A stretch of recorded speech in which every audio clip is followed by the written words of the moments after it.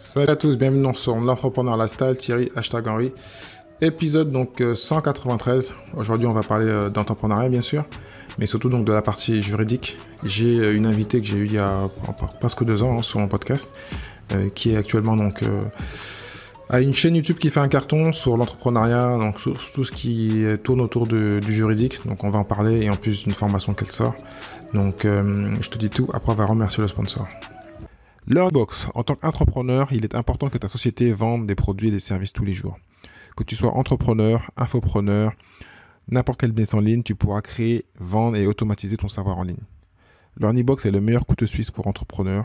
Cela va tout simplement faciliter la réussite de ton e-business. C'est un service à toute épreuve pour ta réussite. Grâce à Learnbox, tu vas développer ton activité avec l'esprit tranquille. Donc, si tu veux donc avoir 14 jours d'essai gratuit, je te conseille donc d'aller donc sur le lien suivant thierry-du6henry.fr/lbx, donc thierry-du6henry.fr/lbx. Tu pourras donc trouver tous les outils nécessaires pour vendre plus en automatique 24 heures sur 24 dès aujourd'hui.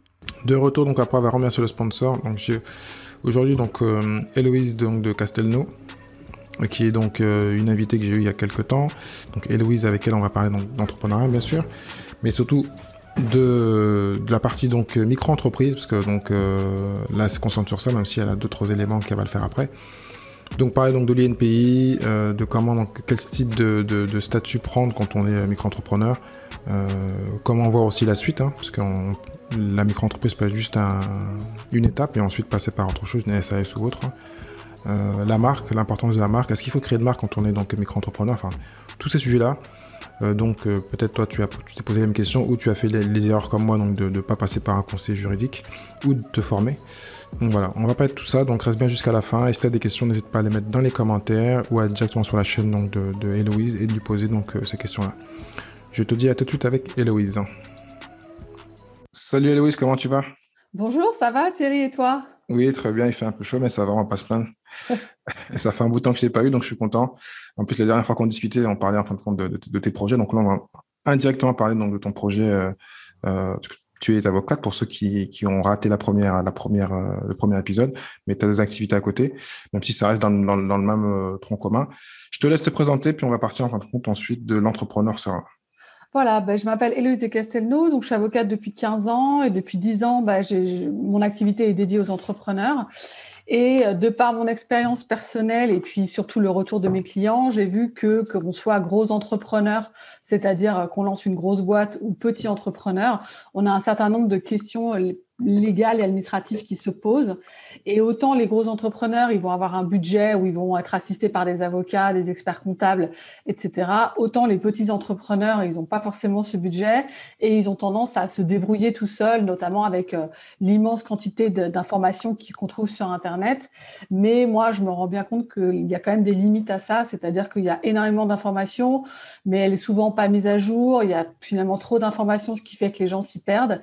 Et ce que je vois, c'est que souvent, quand même, les gens qui lancent leur entreprise pour la première fois, ils sont confrontés à plein de questions où ils ont quand même du mal à trouver les réponses et ils n'ont pas non plus un budget illimité pour se faire assister pour que quelqu'un crée leur entreprise à leur place. Voilà, donc c'est pour ça que moi, j'essaye de m'occuper de ces gens-là, c'est-à-dire les gens qui démarrent en solo ou à deux, mais voilà, qui démarrent leur entreprise, qui se posent un tas de questions et puis qui trouvent pas forcément les réponses et pour qui finalement les questions légales, administratives sont un peu un frein à l'avancée de leur société parce que ça leur fait perdre du temps et puis ça les stresse parce que comme c'est légal, il y a quand même un côté obligatoire, sanctions, etc. Voilà. Surtout qu'on en a beaucoup, on va dire, en France. Parce que donc, je crois que dernièrement, j'avais un épisode et quelqu'un m'expliquait que suite au Covid, parce que je crois que nous, on s'est eu avant le Covid, ou, Oui, oui, oui. ou juste après cette période-là, et il y a des gens qui indiquaient que les dernières, je crois, il y a eu plus d'1 million de créations d'entreprises, je crois. C'est ce qui me paraissait dingue. Enfin, certains ont changé de situation et certains se sont dit, bon, tant qu'à faire, on va tenter l'entrepreneuriat. Et souvent, on passe par la micro-entreprise, donc ça tombe bien par rapport à ce dont on va parler. Donc, plus en plus de gens donc, veulent créer leur entreprise, donc, et souvent, ils sont perdus. Souvent, c'est le juridique ou la partie donc, comptable. Donc, ça tombe bien. Toi, en fin de compte, qui coach, qui conseille en tant qu'avocat, quelles sont les questions en général qui bloquent le plus quand on veut créer? Alors, Alors, il y a la question, enfin, la première question, c'est quel statut je vais choisir, parce qu'en France, finalement, il y a un certain nombre de statuts avec des déclinaisons assez raffinées, mais c'est beaucoup trop, en fait. Je pense qu'en France, on a une législation qui est trop sophistiquée pour la grande majorité des gens qui recherchent la simplicité. Ensuite, il y a la question quand même des obligations légales, c'est-à-dire souvent les gens ils me disent est-ce que je dois payer à l'État, etc.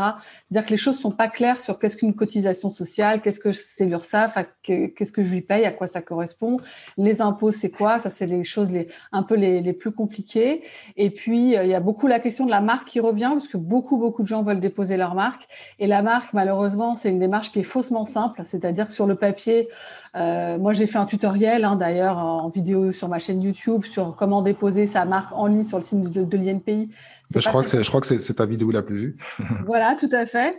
Donc, c'est assez simple, ça, mais c'est plutôt choisir sa marque. Tu as quand même des critères légaux de disponibilité, de distinctivité. Enfin, en fait, si tu veux, moi, mon constat, c'est que malheureusement, en France aujourd'hui, lancer sa boîte un petit peu comme ça à l'aventure, même en étant micro-entrepreneur, il y a quand même des choses juridiques, légales, administratives à comprendre. Et puis, ce que j'ai constaté, c'est que tu n'es jamais formé pour ça. Et moi, je le dis, j'ai fait 7 ans d'études de droit. Sur ces 7 ans, j'ai eu 2 heures de formation à la gestion de cabinet. Et quand je suis arrivée dans la profession, je me suis retrouvée devant une multitude de questions auxquelles j'avais du mal à trouver les réponses et j'ai mis des années à les trouver, ou alors c'est en faisant des erreurs que j'ai appris de mes erreurs, mais je veux dire, c'est nul. Enfin, il y a très peu de gens qui sont formés à des choses basiques de la gestion d'entreprise, des obligations légales et puis de la structure administrative de l'entreprise, en fait. Voilà. Pourtant, moi, je vais le dire, moi, je le suis parce que j'ai créé avant donc, d'avoir le diplôme que j'ai un master en adjoint d'assistant, enfin, assistant adjoint de dirigeant PME-PMI. Bon, c'est une formation qui n'était pas terrible, sans être méchant avec l'école. Je l'ai fait parce que je voulais pas revenir dans le monde du travail, parce que j'avais déjà créé avant, mais qui était pas extraordinaire. Et j'avais appris plus sur le terrain, en faisant des erreurs. Parce que j'avais, quand on en a parlé avant, à l'épisode 112, qu'on a fait ensemble, sur les statuts juridiques, de ma liquidation judiciaire, de plein de trucs que j'ai appris sur le terrain. Donc, vaut mieux l'éviter avec une formation ou un coach ou un avocat. Mais à l'époque, j'ai pas les moyens. Mais en fin de compte, par rapport à ça, donc toi, tu as parlé donc, des statuts, et on va reparler, je pense, par rapport à ça, parce que pourquoi en France, on ne force pas, et j'en ai parlé avec toi, en plus des statuts, à automatiquement signer un pacte d'associés pour ceux qui veulent créer avec une personne. Après, on va revenir sur la micro-entreprise, mais ça, moi, c'est un truc je comprends pas pourquoi c'est pas forcé. Alors, là, tu parles des gens qui veulent créer une société commerciale à plusieurs, et du coup, il faudrait qu'ils signent un pacte d'associés à plusieurs. Alors, honnêtement, c'est pas nécessaire dans tous les cas. C'est-à-dire que si tu crées une entreprise sur une base très simple où il y a 2 associés et finalement la distribution des bénéfices, ou par exemple, tu as une société avec un associé qui va être l'associé majoritaire, qui va être le fondateur de la société, ça c'est des choses que je vois souvent, et puis à un moment, il s'adjoint quelqu'un. Mais le quelqu'un, il aura moins de capital, il n'aura pas le même pourcentage d'actions, et du coup, il aura moins voix sur le choix de la société. Tout ça, ça me paraît assez logique. Là-dessus, moi, il y a des gens, je leur dis, vous n'avez pas besoin d'un pacte d'associés, par exemple. Donc, le pacte d'associés, il est nécessaire dans des situations, soit quand tu as un certain nombre d'associés, soit quand tu as des situations où tu as des investisseurs et des gens qui travaillent réellement dans la société. Tout ça, ça nécessite des pactes d'associés. Mais il y a plein de situations où les gens n'ont pas forcément besoin d'un pacte d'associés. D'accord. Bon, on va revenir sur notre sujet, les micro-entrepreneurs. Comme je t'ai dit, donc en 2021, il y en a beaucoup qui ont créé.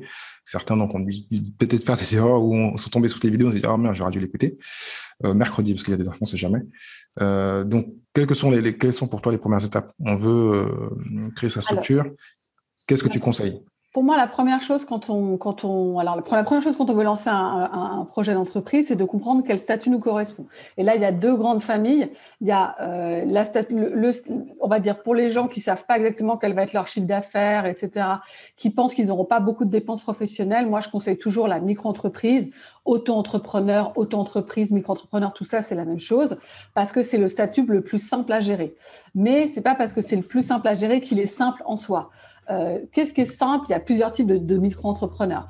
Pour moi, la personne pour qui c'est simple, c'est par exemple un consultant ou un graphiste qui a un client qui lui dit « Écoutez, je veux vous embaucher, mais je n'ai pas les moyens de vous salarier, donc prenez le statut d'auto-entrepreneur et vous m'enverrez une facture tous les mois. » Ça, effectivement, c'est assez simple. Il y a simplement à comprendre comment on s'inscrit et puis le site de l'URSSAF où on paye ses cotisations, c'est pas très compliqué. Mais il y a tous les autres pour moi, qui sont ceux qui veulent vraiment créer un produit ou un service, qui veulent développer une clientèle, éventuellement développer une marque et puis surtout qui veulent rester entrepreneurs sur le long terme, comprendre les passerelles entre les différents statuts, etc. Et pour eux, honnêtement, moi, j'en vois tous les jours, les choses ne sont pas simples. C'est-à-dire que, et c'est un peu le problème de cette micro-entrepreneur, c'est qu'ils passent leur temps à s'entendre dire que c'est un statut simple. Et puis, en fait, ils ont plein de questions parce que le choix de l'activité, les formalités d'inscription, surtout et puis surtout, quel va être leur statut après, c'est-à-dire quelles vont être leurs obligations légales après. Il y a toujours des incompréhensions sur les impôts qu'ils doivent payer. Par exemple, moi, j'ai beaucoup de micro-entrepreneurs qui viennent parce qu'en fait, ils n'ont jamais déclaré la TVA alors qu'ils auraient dû la déclarer, qui se retrouvent avec des dizaines de milliers d'euros à payer aux impôts. Alors nous, les avocats, on voit souvent les gens quand ils ont des problèmes. Donc moi, je vois bien les problèmes qui arrivent de la part des entrepreneurs, y compris des micro-entrepreneurs. Et moi, je pense que quand on est micro-entrepreneur, mais qu'on a un vrai projet d'entreprise et qu'on veut rester entrepreneur sur le long terme et qu'on veut créer vraiment une boîte avec une identité, une clientèle, etc., il faut arrêter de se voir comme un micro-entrepreneur où ça va être facile, on va juste prendre un numéro SIRET à l'URSSAF. Ça ne fonctionne pas comme ça. Il y a des choses à comprendre et il y a d'un point de vue juridique, en termes d'obligations légales, de contrats, la marque ou pas la marque, la clientèle, la communication, comment on gère tout ça. Et ça permet d'éviter de faire des erreurs puisque, comme tu l'as dit tout à l'heure te concernant, moi, mes clients qui sont entrepreneurs depuis 10 ans, en général, au bout d'un moment, ils sont vraiment calés. Ils sont calés en droit de l'entrepreneuriat, on va dire, mais ils ont toujours appris à leurs dépens. C'est toujours en faisant Ça tombe parce que pendant qu'on discute, excuse-moi de te couper, je t'en prie. parce que pendant que tu parles, c'est pas possible. Pour moi, quand tu es en micro-entreprise, tu n'as pas de TVA à déclarer. Je me suis dit, alors, à chaque fois que j'ai fait, bon, j'ai été forcé parce que moi, j'aime pas ce statut-là parce que c'est un esprit, voire petit. Soit on est artisan, donc c'est normal qu'on reste à ce niveau-là, soit, et moi, en fait, j'ai trouvé ça une limite, comme si c'était une limite à la progression. Mais c'est faux, en fait, c'est juste une pensée à moi. On pense que quand tu es micro-entrepreneur, tu vas le rester. Et en fin de compte, toi, tu dis le contraire. Tu dis qu'il faut déjà avoir l'esprit que tu vas grandir, mais c'est une étape, donc il faut d'abord respecter l'étape et ensuite passer à l'étape après. Donc, disons que le statut micro-entrepreneur, comme il est quand même plus simple à gérer que les autres, ça te permet, les 2-3 premières années, de te concentrer sur ta clientèle, ton produit, etc. Et puis, il faut savoir que toi et moi, on a un certain âge, mais le statut de micro-entrepreneur, tu sais, il y a 6 ou 7 ans, les seuils ont doublé. Donc, on est passé, si tu veux, de 35 000 à 70 000 euros pour la prestation de service, par exemple. Donc, ça change quand même la donne. Par contre, malheureusement, les seuils de TVA n'ont pas changé. Donc, depuis cette réforme où on a doublé les seuils de la micro-entreprise, il y a un gap entre 35 000 euros et 70 000 euros, par exemple, pour la prestation de service, où tu peux rester micro-entrepreneur, mais tu es assujetti à la TVA. Par contre, il y a plein de sites Internet qui traînent, qui datent d'avant cette réforme, où il y a marqué les micro-entrepreneurs ne sont pas concernés par la question de la TVA. Et ça, c'est honnêtement un des scénarios les plus dramatiques qui peut arriver à un micro-entrepreneur, c'est d'être au-dessus des seuils de TVA, de ne jamais la facturer à ses clients. Et 3 ans plus tard, il y a les impôts qui débarquent en disant « Monsieur, vous nous devez 3 ans de TVA à 20%. » Et là, ça fait mal quand même. D'accord, tu vois, c'est la première fois que je l'entends, donc comme quoi, ouais, donc heureusement que je t'ai interviewé. Je pense même plein de gens derrière alors doivent se dire, mais de quoi elle parle? Mais bon, si tu le dis, on te croit. Et donc, dans ces cas-là, donc, qu'est-ce que tu fais? J'ai fait un épisode sur ça, sur j'ai toujours pas développé en plus Profit First, où chaque fois que tu as un peu d'argent, tu mets un peu de côté quand tu es entrepreneur, comme quand si tu étais un bon épargnant, un bon père de famille. Qu'est-ce qu'il faut faire? Il faut négocier avec le greffe, ou il faut, comment on gère? Concernant la TVA? Oui. Alors, la TVA, c'est pas le greffe, c'est le centre des impôts des entreprises. Le CIE, ouais. Voilà, le SIE, parce que tout le monde est rattaché à un centre des impôts en fonction de là où il habite. En général, c'est un bâtiment où il y a 2 étages. Il y a un étage pour les particuliers, que peut-être tes écouteurs connaissent, et puis il y a un autre étage pour les entreprises. Et ben, c'est avec eux qu'il faut gérer la question de la TVA. Alors, honnêtement, là, il y a des gens qui nous écoutent, qui n'ont pas déclaré leur TVA. Donc, je n'irai pas me dénoncer. J'attendrai de voir si on me trouve. mais il vaut mieux pas se dénoncer. Par contre, le jour où on comprend qu'on a dépassé les seuils de TVA et qu'on a l'obligation d'être assujetti à la TVA, ce qui veut dire l'obligation de facturer la TVA à ses clients et de la reverser à l'État, parce que c'est ça qui se passe en fait. L'État fait de vous un percepteur d'impôts, on va dire. Et ben ce jour-là, il faut se signaler auprès du SIE, lui demander un numéro d'attribution de TVA, et puis il faut se former, comprendre comment on déclare sa TVA et comment on va la reverser, si on va la reverser 2 fois par an, une fois tous les mois, une fois tous les 3 mois. Et l'idéal, ce serait de rencontrer un expert comptable pour que voir ça avec lui, ne serait-ce qu'avoir une réunion qui l'explique un petit peu, payer l'expert comptable pour qu'il fasse au moins les 2-3 premières déclarations, puis après, c'est un peu tout le temps pareil. Ou alors les gens qui nous écoutent, bah, ils ont un peu l'habitude de la fiscalité, des calculs, ça ne les dérange pas. Mais en tout cas, il faut, première étape, bah, aller voir le SIE pour demander un numéro de TVA. Et ensuite s'organiser pour la déclarer. Mais ça veut quand même dire qu'on va devoir facturer la TVA à ses clients. Donc là, il y a plusieurs scénarios. Si on fait du B2B, c'est-à-dire si vos clients sont des entreprises, ça n'a aucun impact parce que vos clients eux-mêmes vont déduire la TVA que vous leur avez facturée de leur propre TVA. Je ne vais pas rentrer dans les détails, mais en gros, si on fait du B2B, ça n'a pas d'impact. Si on fait du B2C, ben, ça va quand même augmenter vos prix. Alors, si vous vendez des petits objets, c'est pas très grave parce que les gens, ça leur ajoute 2-3 euros sur un rouge à lèvres, voilà, on va dire en gros.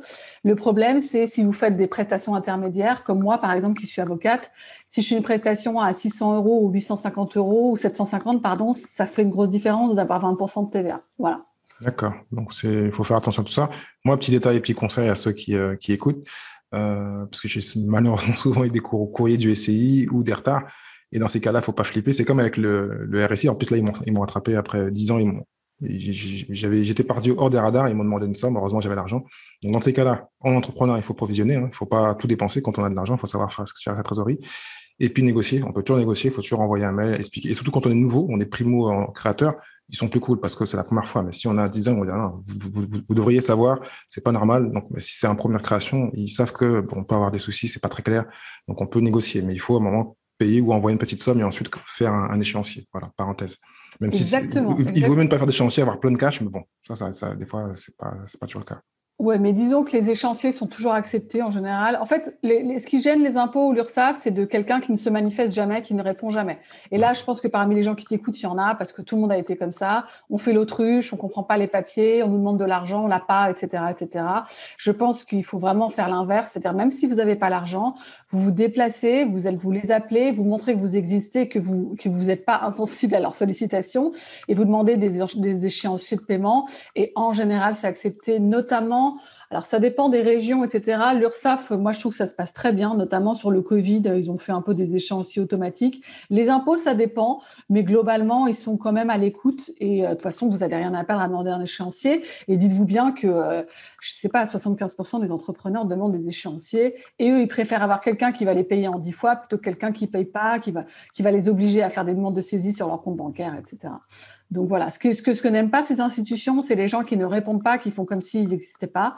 Dès lors que vous montrez que vous existez, que vous répondez, ça se passe mieux. Et en plus, des fois, par hasard, on se déplace et on discute et on voit qu'il y a une erreur. En sa faveur, c'est mieux. Hein. Dans le contraire, c'est rare, parce qu'en général, ils savent faire la calcul, mais il peut y avoir donc des fois des erreurs, donc c'est minoré. Donc voilà, vous êtes venu, vous êtes déplacé, et bah, c'est un coup de chance. En fin de compte, ils ont fait une erreur, mais bon, c'est rare. C'était par parenthèse. Donc revenons maintenant. Donc on a parlé un peu donc de la TVA et des statuts. Donc comment tu conseilles, parce que la micro-entreprise, il n'y a pas de statut. Il n'y a pas de statut. En fait, quand je parle de statut, c'est le choix du type d'entrepreneuriat, c'est-à-dire micro-entrepreneur, entreprise individuelle au réel, ou alors création d'une société commerciale, pour faire ça. Moi, ce que j'ai compris, parce qu'on en a parlé un peu en off, dans cet esprit-là, c'est que soit il faut se dire qu'on a un statut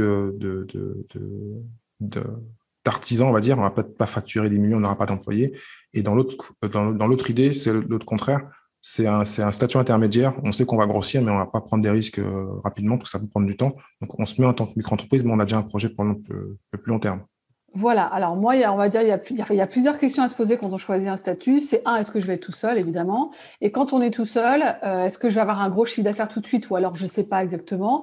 Et si je vais pas avoir un gros chiffre d'affaires tout de suite, et si j'envisage pas d'embaucher immédiatement un salarié, à ce moment-là, je me pose la question de est-ce que je pars sur la micro-entreprise. Et si vous me posez la question, il y a une vraie question à se poser, c'est est-ce que vous aurez des grosses dépenses professionnelles. Par exemple, est-ce que vous allez louer un local, est-ce que vous avez loué une voiture avec des gros frais d'essence, etc., etc.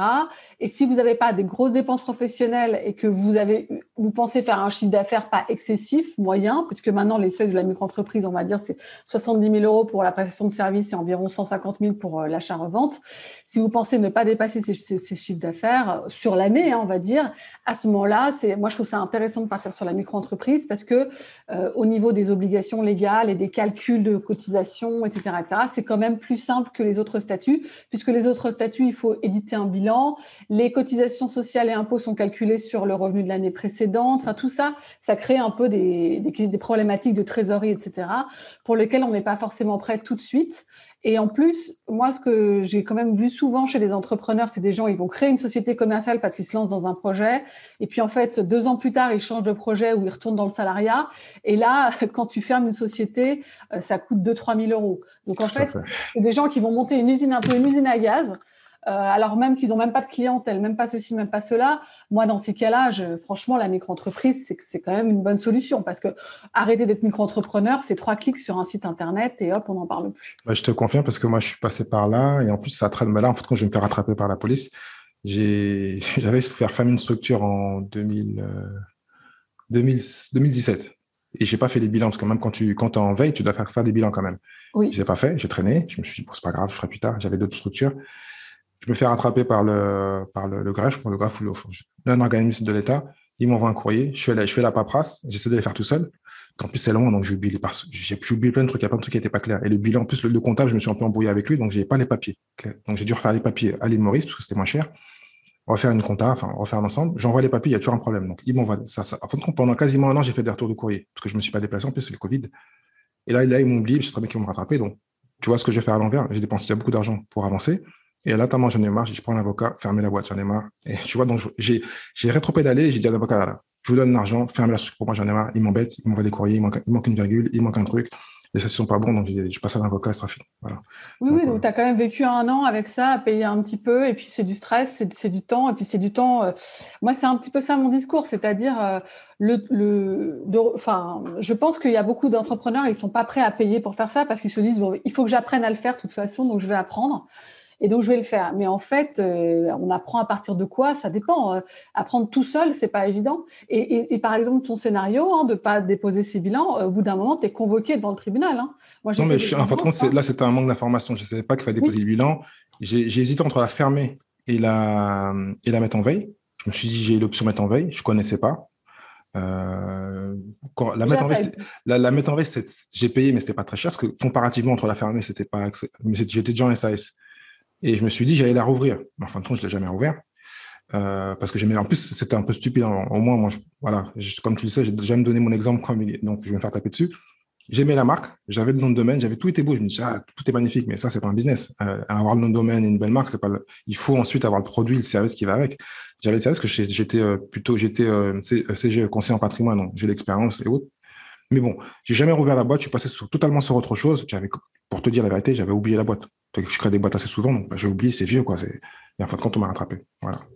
Et sur le moment, j'avais aussi un trou de trésorerie, j'ai pas me payer un avocat pour ça, et maintenant que je l'ai, j'ai l'argent, je le fais. Mais à un moment, j'ai pas pensé à pas, parce que j'ai déjà fermé des boîtes, j'en ai rouvert, mais j'ai jamais fait de veille. Et les veilles, c'est encore un petit cas à part. Et en plus, comme tu l'as dit aussi au début, souvent, la partie juridique évolue. Il y avait aussi le Covid, donc il faut tout faire par courrier. Donc, moi, j'ai fait ça par DocuSign. Non, il faut faire par écrit, il faut un chèque, j'ai pas de chèque. Enfin, plein de détails stupides, mais au bout du compte, tu passes par un service juridique, ça te coûte 200-300 plus cher, mais au moins, c'est fait. Et tu gagnes du temps et de l'argent. Voilà, c'est ça. Et c'est beaucoup, en fait, moi, je trouve le parcours d'entrepreneur, tu tâtonnes, en fait. Tu vois, tu tâtonnes, tu essayes un truc, ok, ça c'est bon, j'ai appris. Tu vois, la mise en veille, ça se trouve, tu l'as appris à moitié par hasard. Tu es tombé sur une personne au greffe qui t'en a parlé, mais tu aurais pu tomber sur quelqu'un qui t'en avait pas parlé.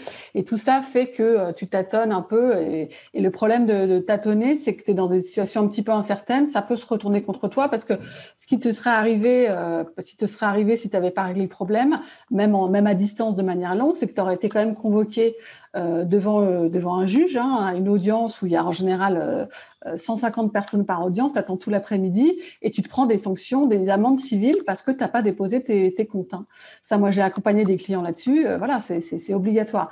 Et il y a un décalage, si tu veux, entre ce discours « Ah ben, soyez entrepreneur », c'est ouvert à tout le monde, et puis une légalité qui considère que tu es un professionnel de l'entrepreneuriat. Alors qu'en fait, entrepreneur, ça recouvre des milliers de situations différentes. Et notamment, on vit une époque où on dit beaucoup aux gens, devenez auto-entrepreneur. Là, j'ai vu un article où, tu sais, ils ont licencié des pilotes de l'air pendant la crise du Covid. Et donc là, ils vont les embaucher en tant qu'auto-entrepreneurs. C'est quand même assez comique, mais bon, on en est là. Donc, il y a beaucoup de gens qui vont prendre un statut d'entrepreneur aussi parce que c'est à la mode. Et moi, je trouve ça très bien, hein. Mais il y a un décalage entre ça et puis la réalité où tu es quand même dans un carcan juridique français assez strict et lourd. Et tu ne peux pas vraiment en faire abstraction, malheureusement. Surtout en plus, dans ton cas, ça va pas, mais bon, je sais pas si ça va pas à tout le monde. Moi, techniquement, j'ai un statut de cadre dynamique. Et en plus, j'ai des expériences en tant que créateur et je me suis déjà présenté devant le tribunal, la TAS, le tribunal de commerce tout seul parce que j'avais pas les moyens.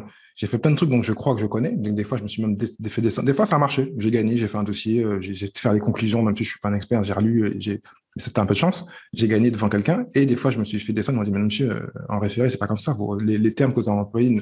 Donc, il y a un côté où on se dit, bon, on peut le faire parce qu'on a des compétences, mais en même temps, on n'est pas avocat, hein. Si des gens font 4-5 ans d'études, c'est quelle raison?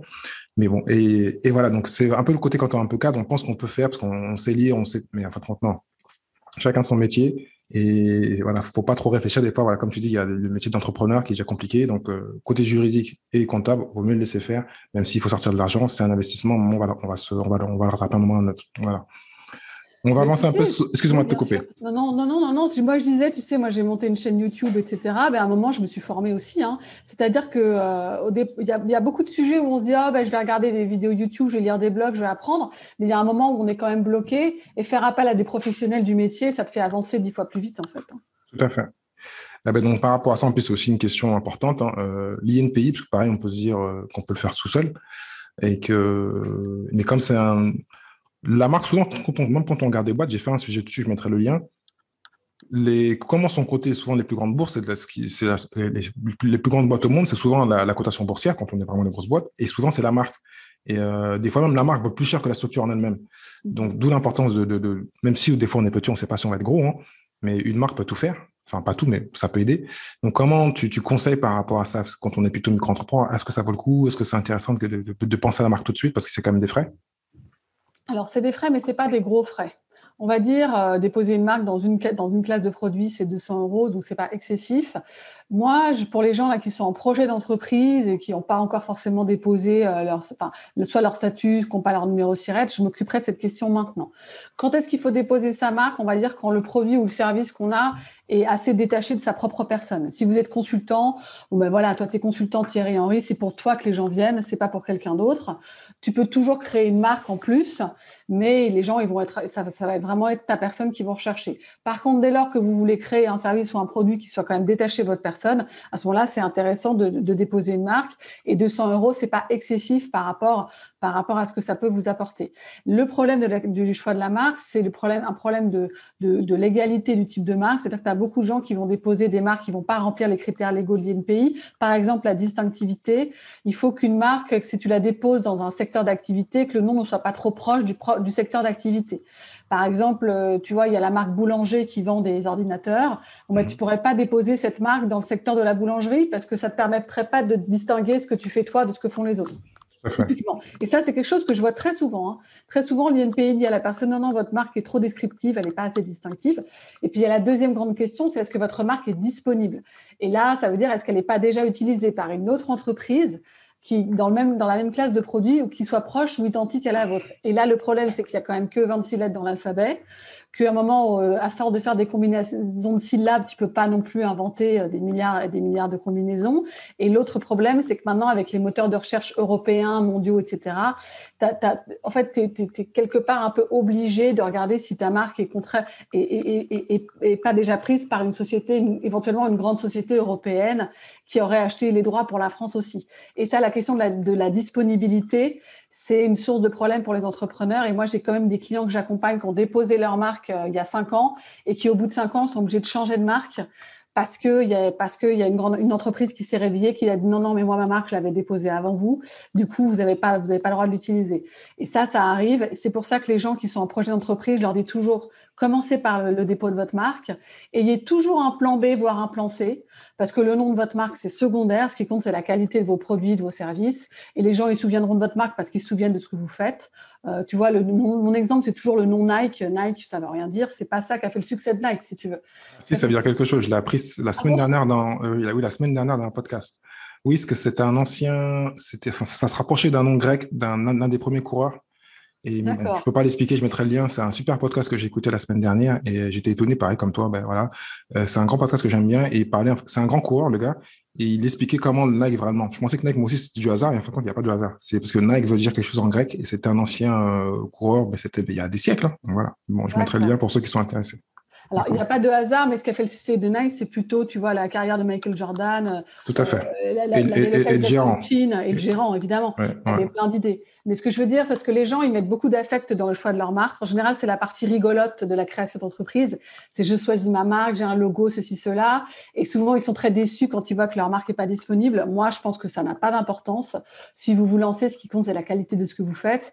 Et vous trouverez un autre nom de marque tout à fait adapté. C'est pour ça que l'idéal, c'est de partir avec un plan B, voire un plan C. Comme ça, on est sûr de, au bout du compte, avoir une marque qu'on peut garder pour nous. Mais je vais te donner un exemple parce que je dois avoir pas de poisse, moi. Il y a 2 ans, je crée une marque. Je fais l'erreur de ne pas la regarder. Je regarde que le nom de domaine, mais je ne regarde pas à l'INPI. Donc, le nom de domaine, j'ai le nom de domaine.net, parce que je ne vais pas le dire à la marque. 2 mois après, je reçois un courrier, parce qu'en fait, je reçois un courrier et je ne vais pas encore prendre d'avocat. Je reçois un courrier de la marque. Je dis, et mon frère s'inquiète parce qu'il stresse, il n'a jamais créé de boîte, c'était mon dossier. Je lui dis, mais non, t'inquiète pas. Eux, c'est leur marque, nous, c'est notre raison sociale, ça n'a rien à voir. Et en plus, on n'est pas dans la même classe. Ils stressent un peu. Ça nous force quand même, parce que moi, c'est vrai que je dis ça, mais au début, je voulais pas que ce soit raison sociale, je voulais que ce soit le nom de la marque. Je l'ai gardé en raison sociale. Et j'ai ensuite créé une marque. Donc, j'ai payé, pareil, de 200 euros, un peu moins 195, je crois, pour une classe. Et en plus, j'étais obligé. En plus, c'était une marque pour Amazon. Donc, c'était une marque orale, je crois. C'est écrit, mais aussi oral. Et j'ai dû créer une marque parce que comme c'était un domaine qui était dans le nutritionnel, je ne pouvais pas mettre Nutri. Et donc, j'ai modifié la marque. J'ai mis N2U-T-R-Y. Donc, les gens comprennent, hein, quand tu comprends que c'est dans la nutrition. Et en plus, voilà, quand j'ai cherché, je me dis que c'est pas des siècles à chercher parce que toutes les marques existent dans la nutrition. C'est un truc qui est logique, quoi. Tout le monde mange. Et donc, c'est une vraie galère. Et en fin de compte, même en faisant ça, donc j'ai déclaré, j'ai la marque en France, mais j'ai trouvé, je crois, la marque au Brésil, en cherchant bien, mais après. Hein. Donc, comme quoi, voilà, quasiment toutes les marques ont été créées parce qu'il y a tellement de, comme tu dis, de combinaisons et c'est super compliqué. Mais voilà, j'ai eu ce courrier-là. En France, ça s'est réglé. J'ai envoyé un courrier. J'ai dit, si vous voulez, on va très bien, mais moi, c'est ma raison sociale et j'ai une marque à côté. Donc, j'ai prouvé que j'avais une marque à côté et ça, c'était ma raison sociale, c'était pas la marque. Et on a peu de problème. Et j'avais moi le nom net et lui.com. Et en France, ça s'est réglé. Tu vois. Exemple à part, mais que ça paraît même quand on a l'expérience, parce que j'ai fait aussi, bon, je le précise, l'erreur d'aller que regarder le nom de domaine, parce que je suis du net et en fin de compte, c'est une stupidité, il faut regarder la marque et le nom de domaine, les deux, et pas que le nom de domaine, parce que le nom de domaine, c'est facile à avoir. Il y en a qui, des fois, une marque qui ne pensent pas à aller prendre le nom de domaine ou qui l'ont qu'en .com et pas dans. Voilà. C'est un exemple à part, mais on peut souvent se faire avoir, et même quand on connaît un petit peu. Dans mon programme, moi, j'ai une partie sur comment on fait un peu une enquête sur Internet pour savoir si une marque est disponible ou pas. Comme ça, voilà, ça va renseigner. Par rapport à ça, donc les 2 points, parce que là, c'était vraiment les points. Quelles sont les 5 erreurs que font la plupart des gens qui créent des micro-entreprises? Les 5 erreurs, c'est un peu de penser qu'on va tout faire tout seul, qu'on va tout gérer tout seul et qu'il n'y a pas de problème. L'erreur, c'est de ne pas assez se renseigner sur quels sont le rôle des institutions qui nous envoient des papiers auprès desquels on doit s'inscrire et de ne pas faire l'effort de comprendre qui elles sont et à quoi elles servent. Ça, c'est important parce que du coup, ça laisse un espèce de flou sur les obligations légales et ça, c'est toujours une source de stress pour l'entrepreneur. Ensuite, il y a la question de l'argent, je pense, c'est-à-dire de penser un peu comme un salarié où l'argent qu'on gagne, moins ce qu'on paye en cotisation à l'URSSAF, c'est notre salaire, alors qu'il ne faut pas penser comme ça. Comme tu l'as dit toi-même, il faut quand même penser plus gros, c'est-à-dire provisionner, se dire qu'en tant qu'indépendant, on a moins de retraite et moins de sécurité sociale que les autres et que du coup, il faut éventuellement prendre penser à des choses privées et puis qu'il faut provisionner pour investir plus, pour le jour… Parce que ça, on va dire, c'est la 4e erreur, c'est de penser qu'on peut tout… Enfin, j'ai déjà dit qu'on peut tout faire tout seul sans jamais avoir besoin soit d'un expert comptable, soit d'un avocat. Quel que soit votre parcours d'entrepreneur, il y a des moments dans la vie où vous aurez besoin soit d'un expert comptable, soit d'un avocat. Donc, c'est des choses qu'il faut provisionner ou qu'il faut aussi considérer de prendre une assurance avec une protection juridique parce que ça fait une énorme différence. C'est-à-dire le jour où vous avez un vrai problème, quelqu'un vous pique votre marque, vous avez un gros impayé avec un client, etc. Mais si vous avez une assurance protection juridique, vous pouvez payer un avocat qui va s'occuper de ça pour vous et ça va débloquer les choses 100 fois plus rapidement. Voilà, il y a ça. Et puis, la question de la TVA, ben ça, c'est un grand classique. Et puis surtout, ça, c'est un truc c'est le truc le plus pénible parce que ça peut être des sommes élevées. C'est-à-dire que si les impôts vous retrouvent et qu'ils vous demandent 3 ans de TVA, c'est plusieurs dizaines de milliers d'euros. Donc, c'est vraiment très, très embêtant. Et puis, la cinquième, écoute, je sais pas. C'est déjà. Moi, s'il n'y a pas 5, c'est pas grave. C'est déjà pas mal. Et pour l'INPI, même si on en a un peu parlé, est-ce qu'il y a un truc que j'ai oublié de te parler par rapport à l'INPI? Il y a un truc que tu vois souvent, tu dis, mais c'est pas possible, les gens, ils sont, enfin, je ne peux pas te dire le terme, mais ils sont, faut pas Écoute, attention, quoi. que ce que je t'ai pas dit, ce dont je t'aurais pas parlé, non, c'est-à-dire distinctivité, c'est-à-dire prenez pas une marque qui soit trop proche du produit que vous voulez vendre. Si vous voulez vendre des crèmes, faut pas appeler votre marque peau douce. Vous voyez ce que je veux dire? Et ça, c'est quelque chose qui revient souvent. Si vous avez un produit dont le nom est proche de la catégorie de produits que vous vendez, à ce moment-là, vous déposez pas de marque. Parce que ce qui est très important, c'est que déposer une marque, effectivement, ça vous donne une exclusivité sur le terme, ça renforce l'identité de votre entreprise et la valeur de votre entreprise. Ça empêche quiconque d'utiliser ce terme-là. Donc ça, c'est bien.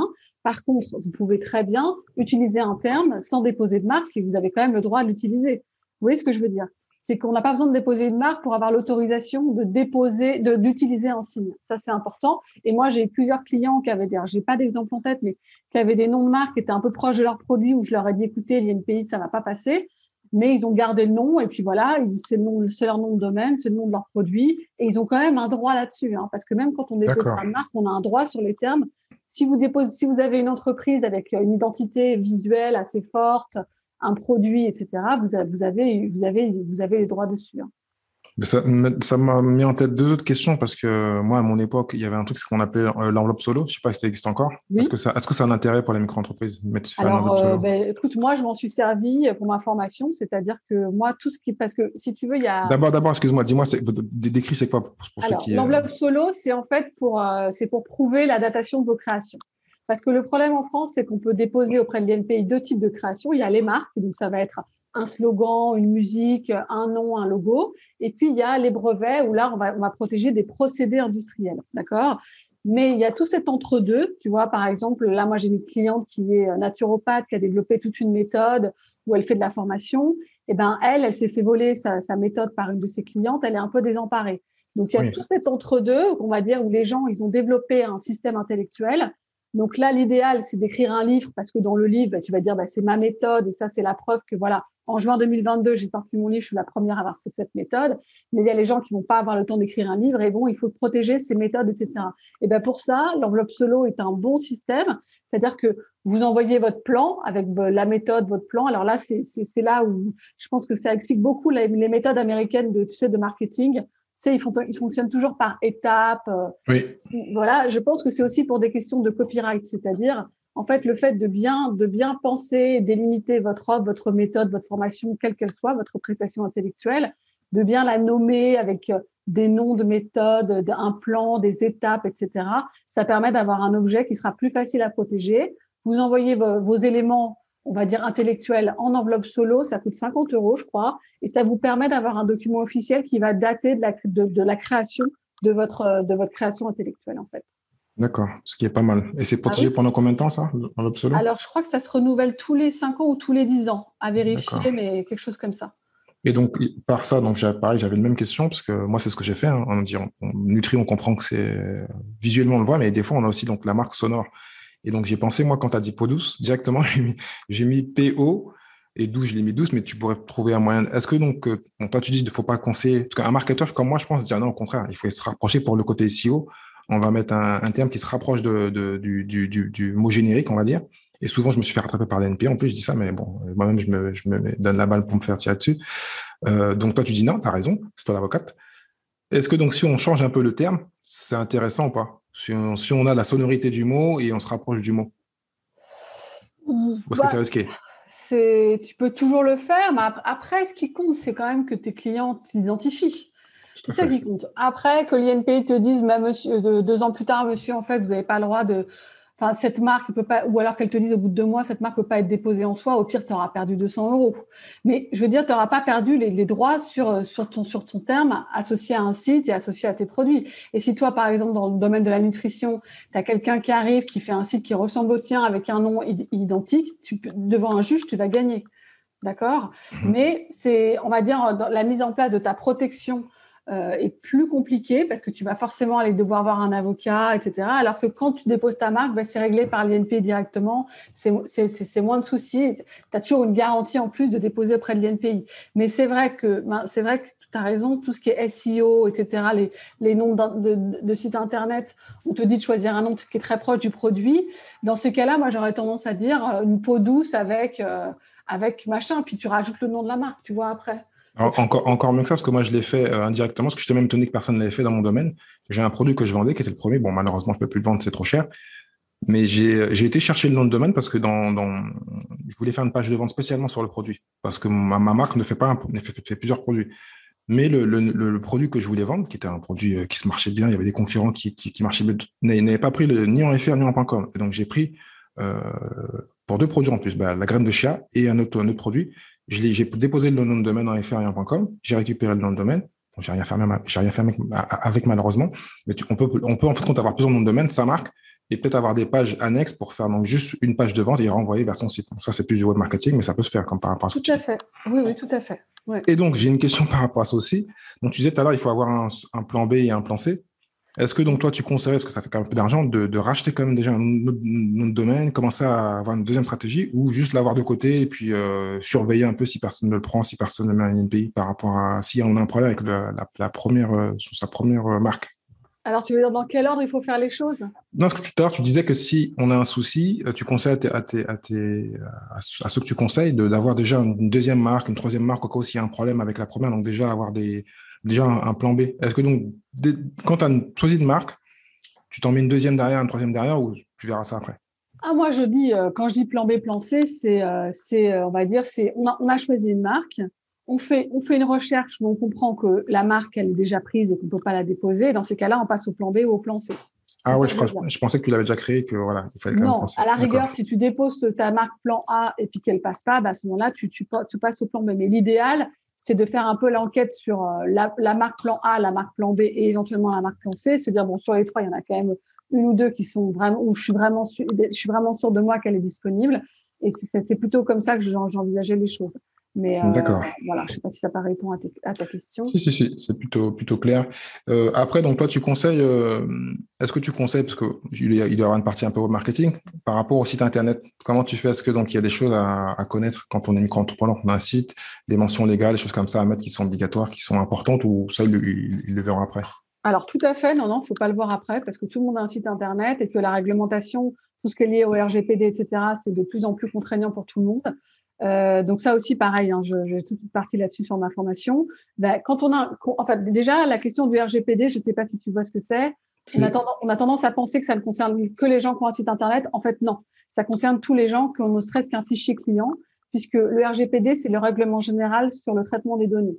Donc, traitement des données, une donnée, c'est quoi? C'est les coordonnées des gens, on va dire des clients, des prospects. Et le traitement, c'est le simple fait de les mettre dans un cahier ou sur un tableau Excel qui traite des données.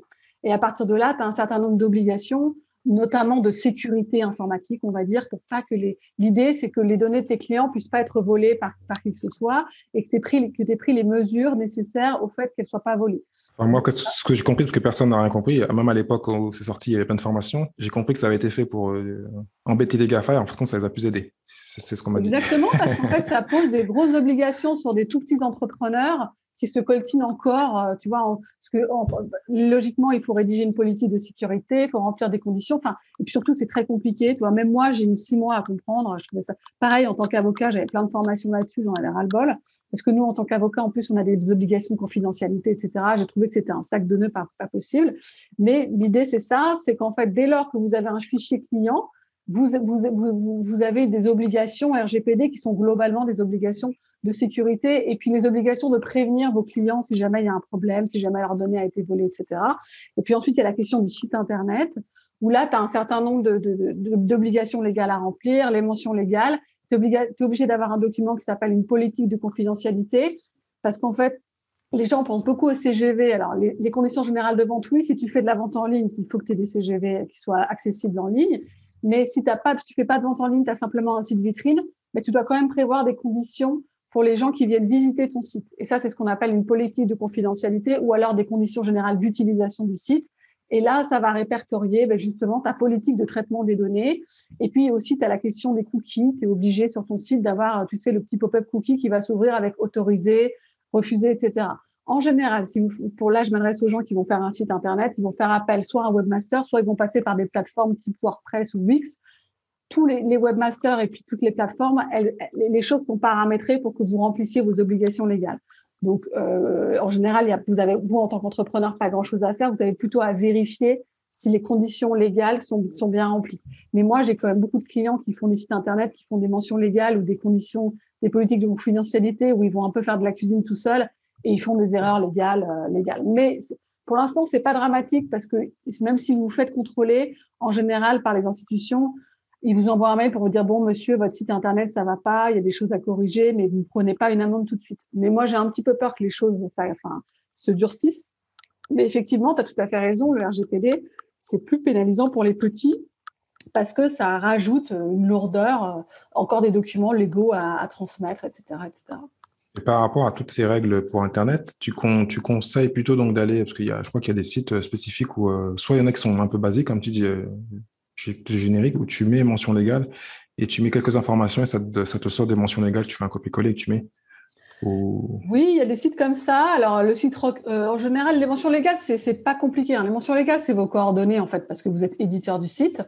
Il y a le site Rocket Lawyer qui génère des mentions légales qui sont tout à fait correctes. C'est vrai que là, tu parles des sites qui génèrent des documents juridiques, c'est ça? Oui, tout ce qui fait, tout ce que tu viens de dire, Oui. confidentialité, mention légale, tout ce qui est juridique, voilà. Tu en as spécifique pour Shopify et spécifique pour WordPress, je crois. Oui, alors pour WordPress et Shopify, je ne les connais pas. Moi, j'aime bien le site Rocket Lawyer qui produit aussi ce type de documents. Ok, bon, prends le note. Mais Parfait. comme c'est des documents assez standards, il n'y a pas de raison que ceux de WordPress et Shopify ne soient pas de bonne qualité. Enfin, la question qui était derrière, c'est est-ce qu'il faut, pour ça, aller payer un avocat pour ça, quoi? Parce que alors moi, ma réponse est très claire, c'est non. D'accord. L'avocat, tu le payes pour qu'il fasse tes CGV. Les CGV, tu peux pas le faire tout seul, c'est pas possible. Quand bien même tu tombes sur des sites qui te proposent, pareil, de générer tes CGV, etc., comme le site Rocket Lawyer, que j'aime beaucoup par ailleurs. Pour moi, quand on n'est pas spécialiste, on ne peut pas faire ça tout seul, c'est pas possible. Par contre, une politique de confidentialité et des mentions légales, ça, c'est possible de faire ça tout seul en passant par des outils la plupart du temps. Sauf là, si parmi les gens qui écoutent, il y a des gens qui vont avoir une activité très particulière sur l'informatique, avec des problématiques de traitement des données très spécifiques. Là, évidemment, il faut aller voir un spécialiste. Mais quelqu'un qui a un site un peu standard, moi, de ce que j'ai vu globalement, en général, ça suffit. Ok, bon, parfait. Je pense qu'on a bien fait le tour. Donc, je mettrai le lien vers l'épisode 112 qu'on a fait il y a un peu plus de 2 ans, je ne me trompe pas. Donc, est-ce que tu as un truc que j'ai oublié ou que tu vas rajouter? Eh ben, non, écoute, je crois qu'on a fait le tour de la question, hein. Ceux qui sont habitués savent que je pose 5 questions à la fin, mais je te les ai déjà posées il y a 2 ans. Donc, juste peut-être une question que je vais te poser, parce qu'on ne sait jamais, dans ton temps, tu as dû bouquiner un peu. Est-ce que tu as un livre que tu conseillerais à mon audience, que ce soit un roman, que ce soit de business, voilà. Alors, est-ce que je ne sais pas si je ne l'avais pas conseillé la dernière fois. Alors, un roman, allez, j'ai conseillé un roman. Oui. Le Comte de Monte Cristo d'Alexandre Dumas. Alors, ça a l'air un peu bateau, mais en fait, je l'avais jamais lu et ça se lit. C'est mieux qu'une série Netflix, hein. J'ai pas décroché pendant 3 mois parce que c'est assez long, hein. C'est dingue parce que je l'ai écouté sur un podcast, parce que j'en écoute beaucoup, la semaine dernière, et il parlait du Comte de Monte Cristo. Comme quoi, hein, les grands esprits se rencontrent. Vraiment, je vous le conseille parce qu'il faut savoir que Alexandre Dumas, il écrivait en fait par série qui sortait dans des journaux. Donc, tu es tout le temps tenu en haleine en fait parce que il y a des épisodes. Et en fait, là, c'est dans un bouquin entier. Mais vraiment, c'est ma meilleure expérience depuis 18 mois de lecture. J'ai adoré, quoi. Vraiment. Et c'est un gros livre, mais ça se lit très vite. Je montrerai donc mets le lien donc vers le livre, aussi donc vers ta formation, vers ta chaîne YouTube parce que tu produis beaucoup de contenu. Donc pour ceux qui sont pas rassurés après 1 heure de podcast, allez écouter les vidéos, vous allez voir que c'est de la qualité et donc du bon contenu. Et ensuite, si vous pouvez, donc aller prendre l'information. Voilà. Voilà. Est-ce que tu fais aussi donc non pas de coaching parce que tu fais directement du conseil en fin de compte, hein. Alors moi, je fais du conseil, notamment si dans les gens qui écoutent, ils veulent créer une société. Bon, là, j'ai pas de formation. Moi, j'ai fait une formation pour les micro-entrepreneurs pour le moment, parce que c'est vraiment des gens ils sont entre deux. C'est-à-dire qu'ils n'ont pas besoin d'un avocat qui va faire les choses à leur place, mais ils ont quand même besoin d'avoir un savoir-faire juridique, entre guillemets. Mais pas voilà. Donc, s'ils sont micro-entrepreneurs, ils peuvent s'intéresser à la formation. Et ensuite, s'ils veulent créer une société, évidemment, je fais de la création de société, je fais des téléconsultations, je fais du conseil, de la procédure, ce que font les avocats. Voilà. D'accord, parfait. Bon, Héloïse, à très bientôt. On ne sait pas si c'est dans 1 an ou 2 ans, mais bon, on en parlera sur l'entrepreneuriat. Et puis, je te dis à bientôt. À bientôt, merci beaucoup. Ciao, ciao. Merci à toi d'avoir écouté cet épisode de l'Entrepreneur Lifestyle jusqu'à la fin. Si tu as aimé et que tu penses que cela peut aider ou intéresser quelqu'un que tu connais, donc partage cet épisode, like-le, commente-le et bien sûr, mets note numéro 5 s'il te plaît. Donc cela va m'aider à continuer à pouvoir monter dans les classements de toutes les bonnes plateformes de podcast, iTunes, Spotify, enfin tu les connais. Si tu souhaites donc recevoir les épisodes directement dans ta boîte email, envoie-moi un email à contact@thierry-lucis.fr, contact@thierry-lucis.fr. Je te dis au prochain épisode. Ciao, ciao.